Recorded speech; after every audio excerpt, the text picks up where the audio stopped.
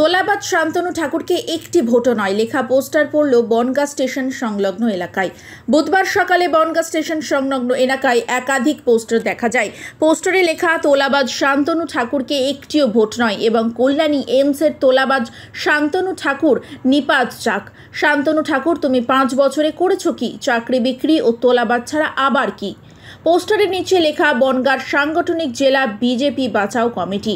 এই বিষয়ে বনগাঁ জেলা বিজেপির সভাপতি দেবদাস মণ্ডল বলেন, শান্তনু ঠাকুরের নাম ঘোষণা হওয়ার পরে তৃণমূল থরথর করে কাঁপছে। এটা তৃণমূল কংগ্রেসের ফেক অ্যাকাউন্ট করে পোস্ট করেছে এবং তৃণমূলের লোকেদের দিয়ে এই পোস্টার মারিয়েছে। এতে কোনো লাভ হবে না। এই জেলার মানুষ তৈরি হয়ে আছে ভারতীয় জনতা পার্টিকে ভোট দেবার জন্য। কে পোস্টার করেছে? তোলাবাজ শান্তনু এরকম একটা পোস্টার করেছে।